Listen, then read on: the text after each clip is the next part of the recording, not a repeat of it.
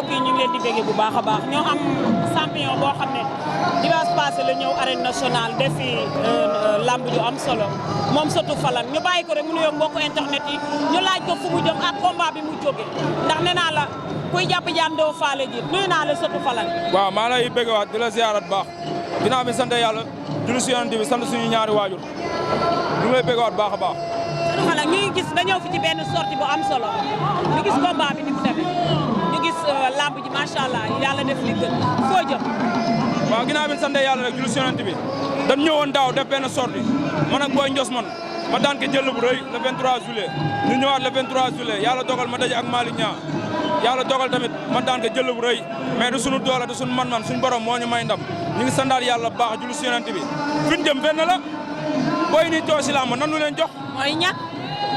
ñoom caatu ngewal ay ardo ay saba booy ni ay Ibou Afia nañ ñëw ñu bëre ñoo suñuy naataangoo gis nga Ibou Afia li mu bëre tey. Ibou Afia mi daan buñ ma ko joxee ma defal ko affaire ma ne gisoo li mu bëre tey. non ñun li ñuy bëre ak ñoom bokkul ñun jandeer lan dëkk yéen ñii. te jandeer ragal du fa dëkk tey nga indi Sokone mu daan jël bu garaaw. waaw sama doomu ndey Tony Junior maa ngi moom kenn la duñ ñaar kenn sama doomu ndey la sama lépp la ñooy préparandoo bu saison bi tijjeeg buy tëjee ñooy préparandoo sama lépp la di ko ñaanal ndam li yàlla na ko jik di sandaat waa jandeer ñi jàpp si combat bi yëpp di leen bëggewaat di leen wax nañ jàppale seen doom yi ñun amuñ lu dul jandeer di sandaat sama booy ñoom ëmma di sandaat sama booy ñoom Iran Ndiaye ñoom Ardo xam nga ñoom Waly Diop ñoom Cheikhou xam nga ba Ousmane képp ko xam ne yaay jàppale Sëtu Falang rek maa ngi lay bëggee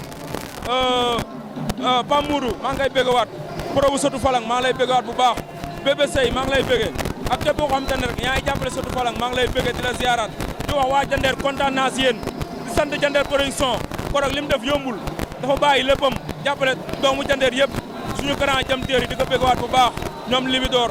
ñoom laay Pythagore képp ku dëkk jandeer rek ñu ngi lay bëggewaat ak waa Médina Gueule Tapée Fass Liberté 6 Colobane di bëggewaat ñëpp di sandaat journaliste bi Ami Collé ak yow mi def reportage bi di leen bëggewaat bu baax a baax a baax ndax yéen boo leen amul woon si lamb du neex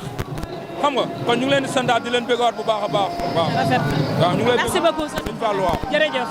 merci beaucoup aja Sëtu Falang lañ doon am mu def fi dimanche bu am solo le 23 daa mel ni yëfam la ndax le 23 la fi ñëwoon daan le 23 passé mu ñëwaat daan kon Sëtu Falang le 23 yëfam la waaye man it ay le 13 sama yëf la man taalibi Serigne Saliou bi bu baaxee rek ñu dem